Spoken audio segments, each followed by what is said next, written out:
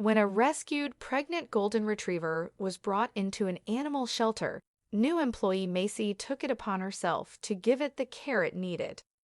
The vet had already informed Macy that the puppies didn't look normal on the ultrasound. Still, when the day of delivery finally arrived, she was utterly taken aback by the cow puppies the golden retriever gave birth to. How is this even possible? Macy woke up to a loud howling coming from downstairs. She knew it was time Bella was about to give birth. She jumped out of bed and rushed to the bed of the rescued golden retriever. They had already been through so much together, and seeing her in this kind of pain broke Macy's heart. But now was not the time to feel sorry for Bella, as Macy needed to be focused on helping deliver the puppies. She couldn't help herself from being curious. The vet had told her these would not be normal puppies, but what the hell would they be then? The puppy it looked like a cow. What on God's green earth had Bella just given birth to? And what was Macy supposed to do now? When their first puppy finally started crowning after 2 hours of labor, Macy could not believe her eyes. The vet had warned her, but she never expected this. It is not uncommon for a dog rescued off the streets to be pregnant when they come into the rescue station. On the streets, animals are reduced to their primary instincts of survival and procreation. However, what is uncommon is for the rescue station to be well equipped to deal with pregnant dogs. This particular station had a vet they worked with, but the vet was not on site. So when a struggling pregnant golden retriever came in, they had no idea how to handle the situation. They were already very much understaffed, and this dog obviously needed a lot of attention. Could they handle her and all of the other tasks? Working with the dog would not end just after she gave birth. Once she finally had her litter, there would be more work to do with the puppies. Additionally, one of the senior technicians felt that something was very off about this pregnancy and that it needed to be figured out promptly. For now, a lot of options as to how to deal with this situation were being discussed. Some possibilities were naturally more pleasant than others. They considered bringing the dog to another station or looking for another volunteer. However, they were also considering euthanizing her. It was unfortunate to have such a sad option on the table, but it had to be considered given how busy the station already was and how understaffed they were. The average staff member was really leaning toward euthanization. However, the big reason why this dog got the help and attention she needed was because of a relatively new and inexperienced employee at the rescue station named Macy. Macy had always had a soft spot for animals, specifically dogs. From a young age, she knew she wanted to work with animals and always expected to be a veterinarian. She started going to school for it and everything. However, her life goals changed after an experience she had while on a relief trip to Indonesia. In America, Macy mainly had just seen happy dogs in the excellent care of their respective owners. But this was not the case in Indonesia, where malnourished and often sick dogs were abandoned and wandering the streets everywhere she went. She hadn't even been there to help the dogs but the people, yet seeing all the unhappy dogs broke Macy's heart. When Macy returned home to the States, she started researching street dogs and how to help them. To her shock, she found out how many street dogs there even were. They weren't just present in the small town she'd grown up in, but were even more prevalent in the big city nearby. From that moment on, all Macy wanted to do was help these puppies. When she turned 18, she moved to Boston and applied to a rescue center for stray dogs. She was hired almost immediately at the station because it was understaffed. Macy was still full of hope and determination. When it was only Macy's second week, the pregnant golden retriever, whom they had named Bella, came in, and they discussed what to do with her. When the option of euthanization went onto the table, Macy decided to step in. She couldn't just stand by and let a pregnant animal be euthanized out of convenience. Macy offered to work free overtime to get her regular duties done and give all the extra care to Bella. The station head really appreciated Macy's offer and put Bella in full care of Macy. Macy decided she would take her home for the time being so she could keep an eye on her overnight. For the next couple of weeks, Macy traveled back and forth between her house and the station, working 2 jobs simultaneously. Luckily, she lived close to the station and had help from her roommate, who also liked dogs. Macy felt like she was helping, though it would only get more complicated from here.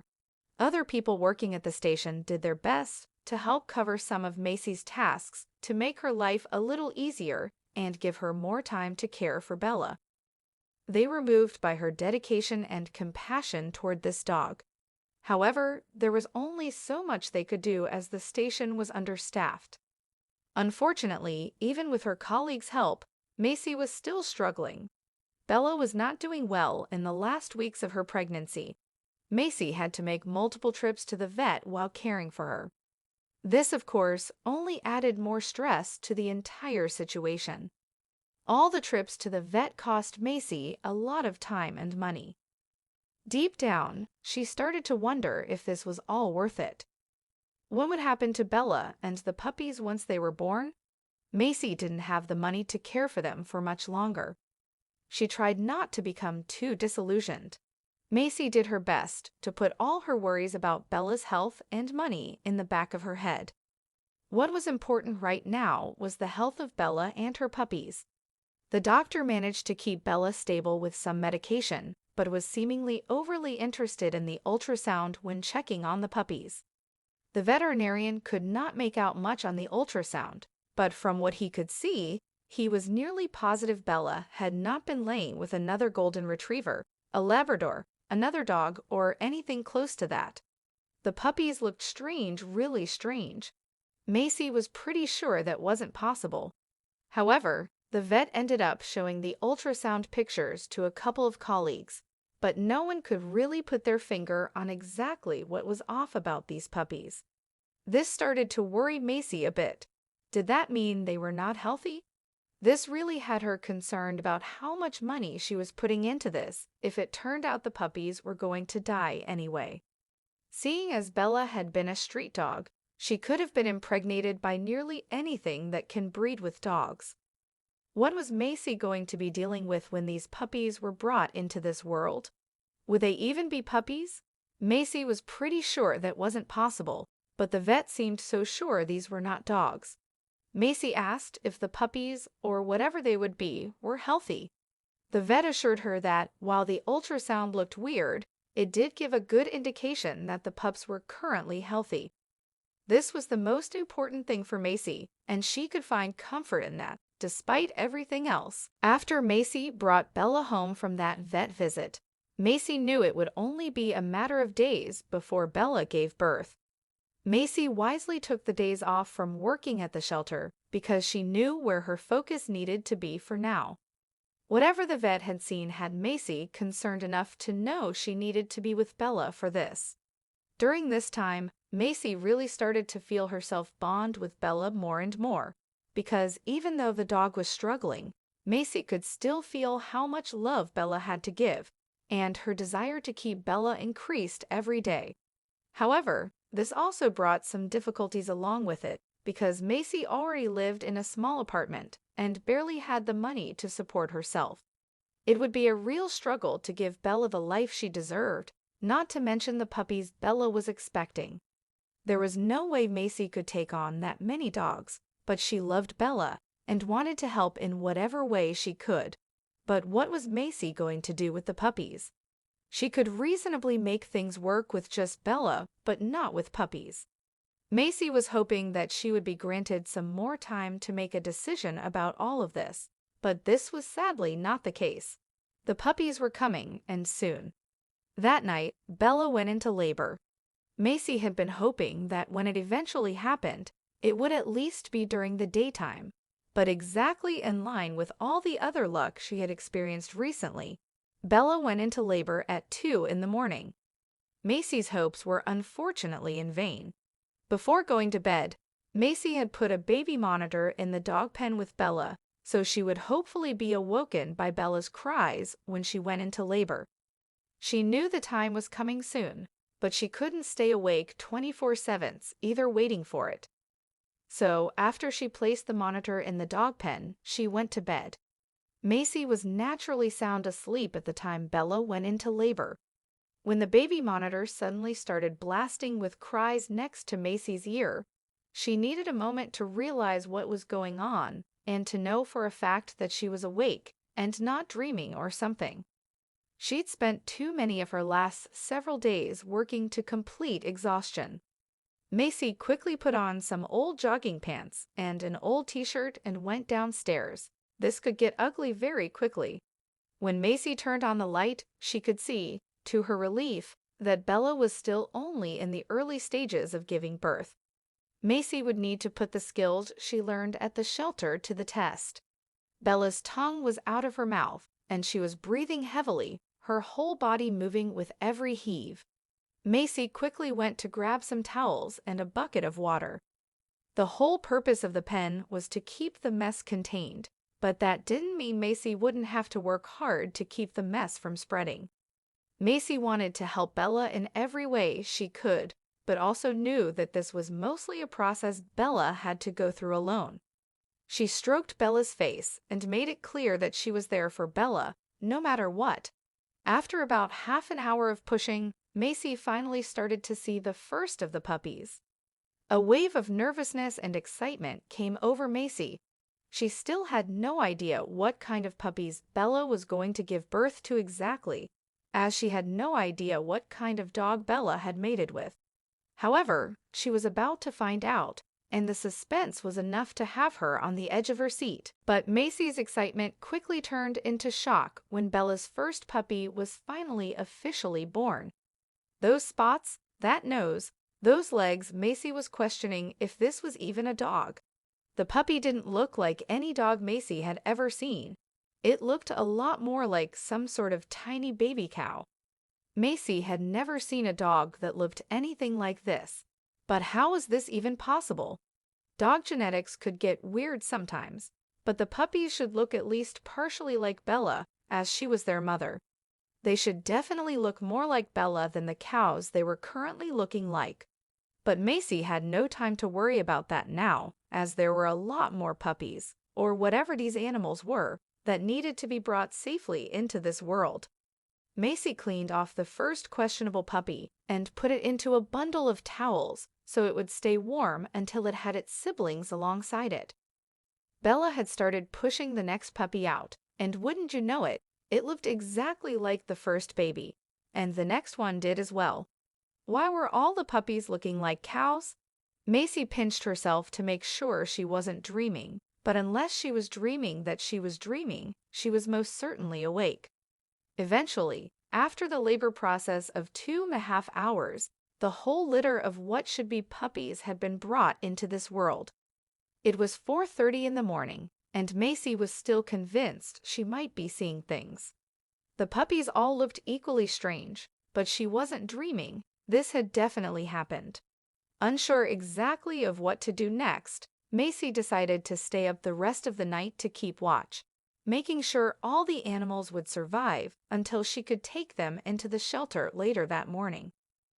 The veterinarian working at the shelter would be able to tell her more about what was going on, or so Macy hoped. As the night progressed into morning and the sun started to rise, Macy could not keep her eyes off of the strange-looking puppies. Was there actually something wrong with them, or was she just seeing things? She really hoped the vet could give her some answers. She was also half expecting to wake up at any moment and find that this was just a dream. As soon as she reasonably could, Macy loaded Bella and the questionable puppies into her car and drove to the shelter. She was there even before the vet arrived. Macy just couldn't wait to finally get some clarity. Even though this was technically not the most important thing in that moment, what was actually most important was that Bella and the puppies were alive and appeared healthy. The vet would first need to do a checkup to verify that Macy's assessment of their health was correct.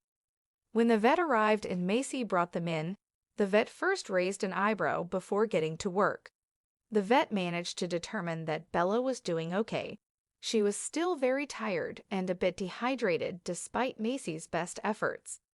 Mostly though, she was just tired, she was going to make it through all of this just fine, despite earlier worries.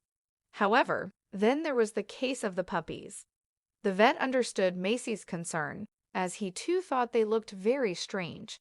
He finally managed to determine what had caused this. The spots were most likely because Bella had mated with a Dalmatian with dominant genes. Dog genetics could get very weird after all.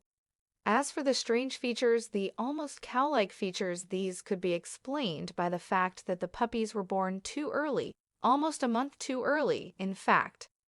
Not everything about them had been fully developed yet.